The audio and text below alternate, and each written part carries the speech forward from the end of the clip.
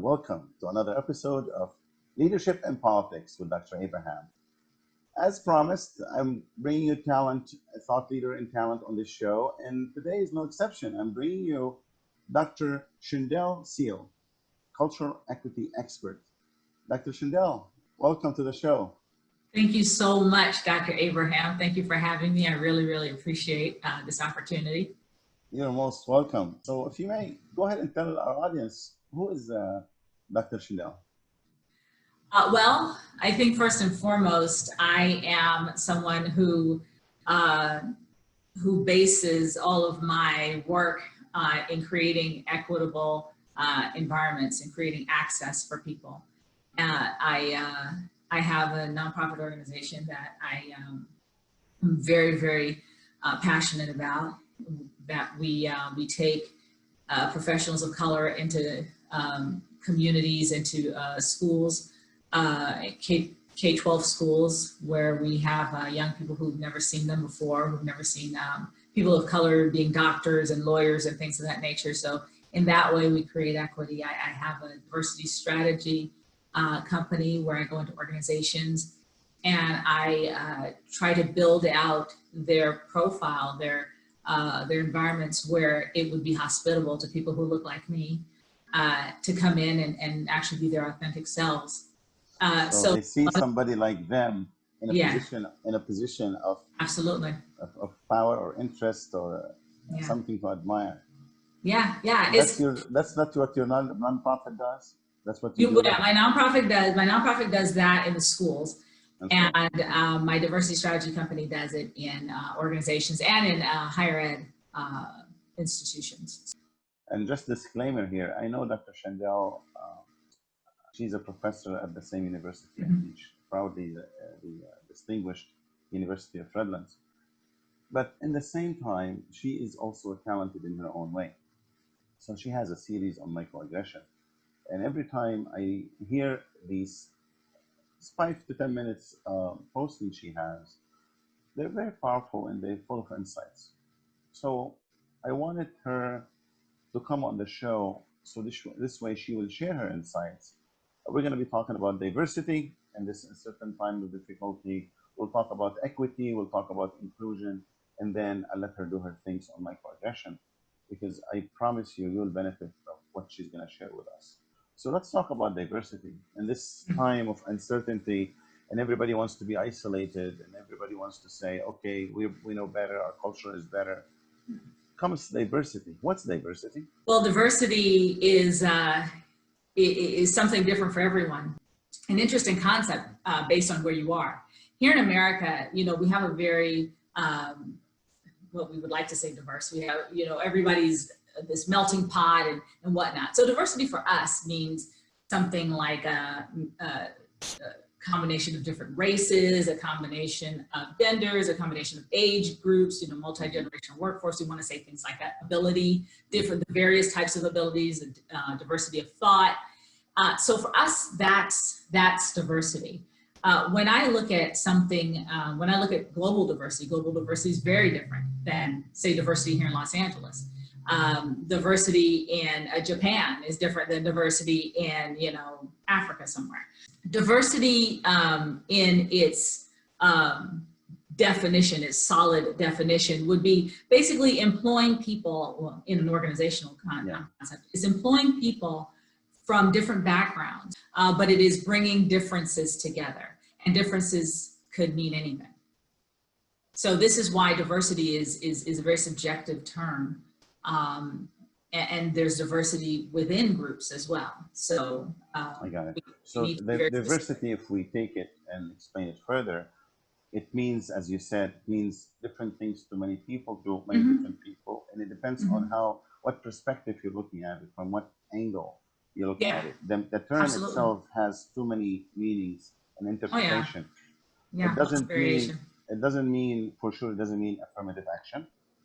No, and not that affirmative action is wrong, and not that affirmative action is negative or wrong. So it's not affirmative action. It's not affirmative action. Diversity is where you tap on the talent of others, regardless of race, color, gender, sexual orientation, or what have you, right? So when you tap on the when you have a pool of talent from all perspective, all races or colors, doesn't matter what it is. That's in a racial setting, but in the organizational settings, is the talent of all included. Well, that's so when we start to deconstruct it, we can say diversity is actually the compilation, right? Yeah. There really isn't really an action to it. It's not like a verb, right? So it's like is this assembly of a group of people.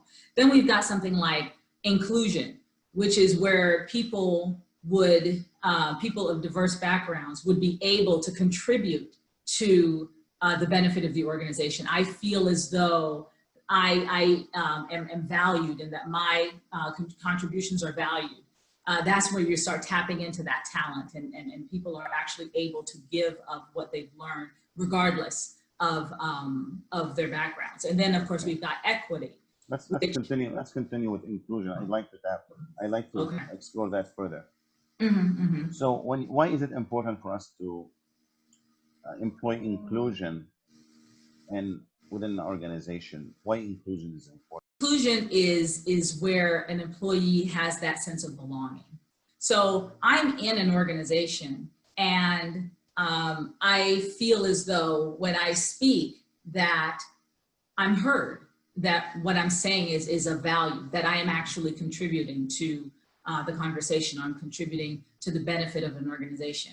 Otherwise, you have people who are coming in and they're cast to the side, and it's literally like a very transactional situation. Also, you have inclusion also includes being able to bring your authentic self. So I am from wherever I'm from, and I come in and I start discussing or sharing some of the best practices that I've known about, you know, in my previous experience. But because there is no, you know, environment of inclusion, they only want to hear the voices of those that they're familiar with. Okay. So now I'm excluded. Inclusion actually, it infers power. So that's a term that, you know, when we start thinking about, inclusion requires that the powerful include those that are less powerful. And what happens in this case? Yes. What happens when they do include? When they do include, then now you've got a wonderfully equitable and inclusive environment, and then you have an empowerment of it builds morale. It builds morale. People are actually able to, they feel like, oh yeah, I really want to come here. They contribute much more than you could ever expect. Productivity goes up, and yes, they are empowered. They are empowered to innovate. They're empowered to make mistakes without being penalized. So now you've got the workplace that we're looking for, and then that helps us to move actually to equity. So with equity, you know, there's this quote that it doesn't mean giving everybody, you know, the same. It means giving people what they need. So when you're talking about equity, the biggest buzzword in equity are barriers. So historical barriers. So we look at women and the historical barriers that women have faced. So you couldn't vote, you couldn't work, you couldn't do a whole lot of these things. You couldn't go to certain schools, you couldn't go to school. And those are barriers that have kept women out of the workplace. So naturally, women are going to be several steps behind men as we move forward in the workplace. So when we talk about why haven't women been able to get to this, or the pay barrier, or you know, the gender pay gap, there are reasons why this has happened, and a lot of it points to like systemic barriers for minorities, people of color, Black, Indigenous people of color, and women, people with disabilities. So we moved from gender, female, male, to now to a race. Yeah, right. Race, ability, age, they're all types of things. So with equity, as with all of them, they run the gamut. They run the gamut. So we, when we're looking at creating an equitable space, we have to consider the historic barriers. So I would say something like, when I'm looking at job descriptions, let's just say that, you see a lot of that. You see a lot of inequitable practices in job descriptions. So you would see a job description that says, oh, I require 10 years of experience.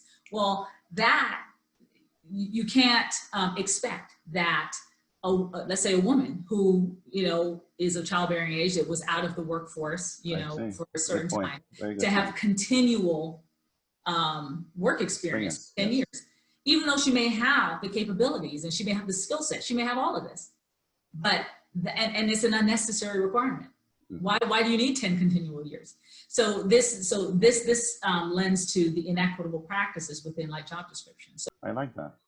So although as simple as requiring 10 years of experience, that may put some barriers along the way. Right. Okay. So then that's it's just not considering lived experience when you are building out certain policies. Now let's talk about female and male as far as pay. The equity, when they say a female leader makes less money than a male leader, is that systematic?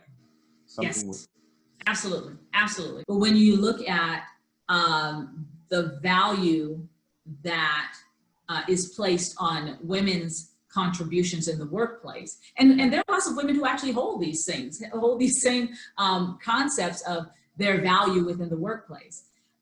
We have to consider how women entered the workplace. And when we look at how they entered the workplace, it was literally as a substitute for men who'd gone off to war. And with the understanding that then when they came back, the women would leave. Give back the job to men. Exactly. So there is a pervasive behavior. It's a pervasive situation. Now, when we consider that, okay, maybe women have overcome that. Okay, but that was in the past, though. Right, and that's what everybody. Oh, but that was in the past. But then, have women been able to get to college with the same amount, in the same amount of numbers? Okay, there were barriers there. Well, they overcame that. Okay, great. Well, now changed. Now there are more graduates, female graduates. Exactly. Than male. But let's look at hiring. Okay. Now, are we hiring? Or women hired at the same rate, at the same level? And stats show that women are 30% less likely to be brought in and promoted to manager than men. So we're seeing these things. Whatever step you clear, there's always just another one that is brought up to as a barrier. Let me put it that way. So I think that when we're talking about pay levels, to say, okay, well, we're going to pay all women the same, all women and men the same. That would be fantastic. It would be fantastic. However, it's not about the pay. It's about the mindset. It's about how do we see the value of what women are bringing as opposed to what men are bringing. And they could be bringing exactly the same amount, but inevitably it is looked upon differently. So it's the mindset. It's a mindset. It's absolutely a mindset. We have to educate this mindset to see things differently. And in the meantime, you put some checks and balances in place to hold you accountable. So this is part of the hiring strategies or best practices. But this one goes both ways because the way you see, I mean, I don't know if you agree with this or not, but I'm sure you're observing the same thing. You go to any organization, the number of female employees is definitely higher than male. You go to an organization, you see female everywhere. You look for the male. I'm an observant. No. It's true. It's true. I say, okay, so we're trying to educate leaders out there that you have to include women and female in decision making, and also within the law says you have to do equally. But then the minute female leaders or an organization with female with power, they surround themselves with a number of females, and you don't see males anymore. How important is diversity to society? Because the message I want to bring here through this conversation with you, and if there is a leader out there listening to this, we advocate for diversity, true, to have equitable environment, and also to tap on the resources of everyone, not only one specific race or color or talent or skill. Don't you agree with me that if you have if we have organizations that they are diverse, and they have diversity inclusion, and equity, that will also reflect on the society we live in, and it will also influence our members in society. Because if we have a member within an organization that believes in these ideas and they actually practice them at the workforce, in the organization, do you agree with me that they will also take it home? They will take it to their neighbors, they will take it to their society, not only at the workforce? Is that something?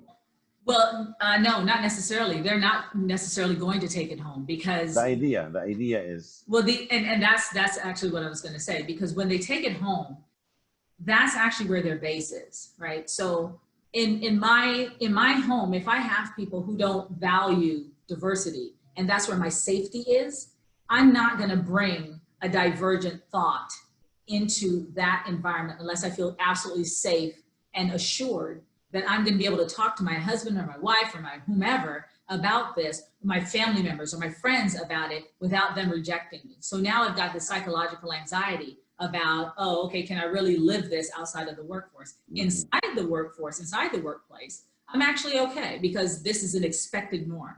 But outside of the workforce, and this is where we see all the like Amy Coopers and we see people like this who are acting this way outside of work, but inside of work, they're your best friend. They're your greatest ally, right? I see. So I can't necessarily live this.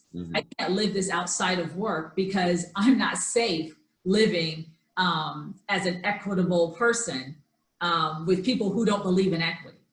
So I'm going to have to change my my community, my non-work community, in order to be able to live it on, in both areas. Otherwise, it goes both ways. It goes both yeah, ways. Absolutely. If you Absolutely. practice racism, discrimination, you also need a base to go back and be comfortable with and live within. This is very interesting. Let's talk about microaggression. What is it? Well, they're brief, daily, hostile messages that they're unintentional or intentional, that are conveyed to people of stigmatized groups. Okay. So you'll hear something like, oh, if you want to hide something from a Black person, put it in a book, right? And that's that goes back to that belief, that value system that Black people are not intelligent. But that also comes from the restriction of slaves to reading and education. They were forbidden by law to actually open any books, to be taught. And that was under the threat of death. So it actually came from that you were not allowed to touch a book. You were not even allowed to open a book. But then it jumped into, oh, they're ignorant. They don't know what they're talking about. It becomes a stereotype. It became right. A stereotype. So the law of the land, it influenced a stereotype, a belief system. When we think about microaggressions, microaggressions are actually the manifestation of discrimination, of prejudice, of stereotypes. So I have these things in my mind about whatever group, and then it just kind of comes out. Every now and again I'll say something, or I'll. So they're micro. Right. Aggression. They're exactly. Micro, exactly. They come. And just imagine. And just imagine group, right? And like I come in contact with this person over here, and they commit a microaggression. They say something, some snide remark, they clutch their purse, whatever. Then later on in the day, I go out to lunch, and then somebody doesn't want to sit next to me because, okay, maybe they just feel like, oh, I don't want to be so close to a Black person. Okay, whatever, then they move over. And then I get on the bus and I'm going home, and then somebody says something like, oh, all lives matter. In the course of one day, imagine how many microaggressions a stigmatized group feels. Just imagine. So when we talk about, these situations and the dominant culture, it's very difficult for people in the dominant culture to understand just how pervasive it is and just how impactful it is negatively to your health, to your mental health. And so when people discuss these things, it's like, well, what are you talking about? I don't even know, because most people who commit them have no idea that they're committing them. They don't know what it is.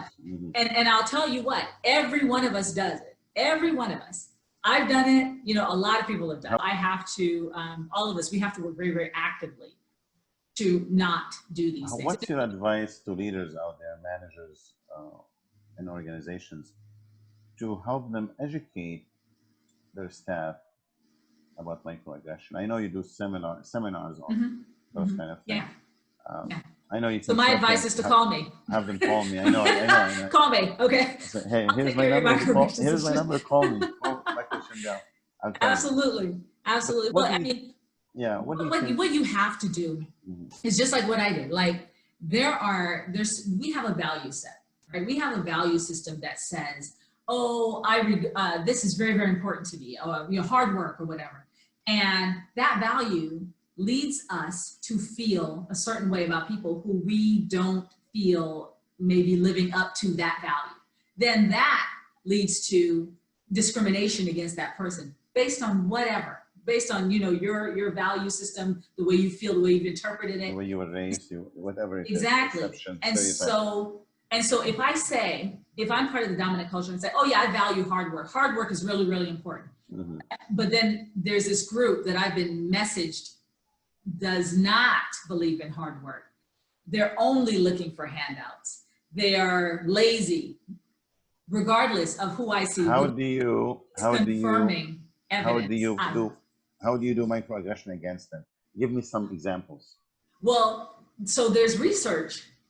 There's two sides of research, and I'm a researcher. So what I do is I look for ways that would be best practices. So there's one side of research that says disconfirming evidence would be helpful. And then there's the critical race theory research that says that regardless of any type of disconfirming evidence, people who are determined to feel this way, they will not change their minds unless they are actively and consistently exposed interacting with others to that particular situation. So it's in getting that in front of people. It's in actually helping them to recognize those biases and how it lends to their microaggressions, their discrimination, the stereotyping, and the biases that the barriers that they create within their organizations based on those values. Isn't it funny? Every race out there, they think they are better than the other, and they think their race or color or culture is the best. There are a lot of races who feel that way, and then there are races who have been convinced that they're not as good as. So I think that when we, and I call it the lynching of the mind, right? So if you're able to convince a group that they're either better or worse than the other, then you're actually able to control them in ways that all you have to do is push a button. It's like triggers. So yes, there are a lot of races that feel that way, but that is something that is within a lot of our systems, and it is systemic. That's when we talk about systemic racism. It's like you say, oh, well, you know, we have these people who do these things, but you've created systems that force them to do these things, so they have to do these things. Because it's not equitable and it doesn't include them, right? No inclusion, no equity. So of course they have to fight for their rights. Right. Is inclusion a right? As far as I'm concerned, the law in the United States does not state or does not imply that inclusion is a right. The law says that you cannot discriminate based on these particular traits, but it does not anywhere say that you have to include people or you have to allow for this type of environment. Unless they are disabled. Let's talk about disabled people. Well, yeah, disability now, even with, and that's, you know, for reasonable accommodation. And that's only if it doesn't cause you any type of, you know, undue financial stress. Now, companies have gotten... Hold on. So if they're an organization and they have a disabled person, right, by law, they must accommodate that individual. They must accommodate them. Or financial stress or no financial stress. Right. They hire that individual, they must. So how many, so tell me, how many, you know, we all have the numbers. How many organizations hire visibly disabled people? Because they don't want to spend the money. Exactly. Okay. So what happens here is you will find, there are very, very few visibly disabled people within organizations. And if we do have them, the organizations will make the bare minimum Accommodation. which is fine. Reasonable accommodation, that's fine. But normally, you're not finding organizations hiring, especially people in wheelchairs, people who actually have the visible disabilities, because there are the reputational issues that they have. There are, in their minds, it's the fit that they're talking about, is the comfort level for the people that work in the are they going to interact with them? And yes. So it isn't the law, it's the mindset of these individuals. Absolutely. It's always the mindset. Yeah, it's the mindset. The mindset, they're not responsible enough to even corporate responsibility, because these individuals are underprivileged. And I'm sure you know someone, I know someone, probably I am one.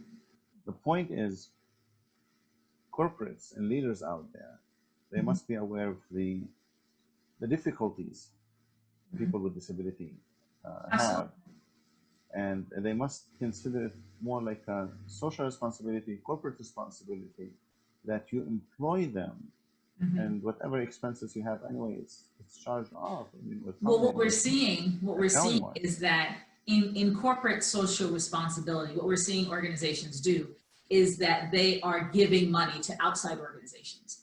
They're not looking in any way to hire in people with disabilities. What they would rather do is they would rather pay an organization that teaches, or people with disabilities or whatever. But there isn't, and this has been a big push recently in getting organizations to start hiring people with disabilities. And it's a very, very hard pull. It really, really is. And not just and it has nothing to do with the money, because they would rather get sued than to actually make the accommodations. To actually deal with them, with people with disabilities. Yeah. Leaders out there, if you are employing disabled people, we commend you. Continue doing it. And for those who don't and they want to donate, which is fine, but try to give opportunities to disabled individuals, especially people who are willing. Disabled people really are not disabled. They're willing, but they have limitations, physical limitations, that may not allow them to do things. But it is part of the policy of the organization, because we like to say, oh, well, recruiters, you need to go out there and find blah, blah, blah. But the recruiters know that if I find, 10 people with disabilities, that none of them are going to get hired based on who the hiring manager is or what the culture of the organization is. No patience, no time to spend and give them accommodations, let them be somewhere else. Right. We have better things. We have better things to do. That's really disturbing what I'm hearing here, because so you're telling me there are organizations they rather not deal with disabled people? Yes, absolutely. They're not actively looking, not at all. To engage. Yeah, very few of them are looking for, specifically to increase the numbers of people with disabilities in their organization. I'm glad there are. Then the law is definitely on the side. It's necessary to have people reasonable accommodations. So probably reasonable accommodation is not enough. Should be more than reasonable. If the mindset with these people is they don't want to employ people with disabilities. So definitely. But a lot of it. So you have to look at it like this. They would get hired. Usually they don't get hired with the disability. The reason, a lot of times, a reasonable accommodation comes after after they've been hired, and then a disability occurs. So if they have disability, they wouldn't be even hired. Usually it's not. They're usually not hired if they have a disability. So so this is part of what that is. The law doesn't say. The law says you can't discriminate against them if they have a disability. But then how do you prove that, right? Yeah. So they wouldn't say you have disability, you're not hired, unless they are really purposeful organization from the beginning, which they say if you have disability or not, we're gonna hire you, we're gonna build you the physical location, just reasonably accommodate some of the location you'll be in, the space you'll be in, because we care about what you're gonna bring as an individual, regardless of your And the organizations that have like lifting requirements or physical ability requirements, right? So that gets them out of having to hire somebody. That's a different story, because that's a different story. Yeah, very interesting talking to you. What's your website? Oh, my website is seedcc.com. That's SEADECC.com. cc.com. I thank you for your time. Thank you for sharing your thoughts with us. I wish you the best with your course, with whatever you're doing, and we'll keep in touch with you. No, thanks. This has been fantastic, and I really hope that what we've discussed sheds some light on the importance of diversity, equity, and inclusion, and in minimizing the microaggressions that all of us cause and exact on groups outside of ourselves. So please contact me if you'd like to learn more, and I'd be happy to speak with you. Thank you for coming.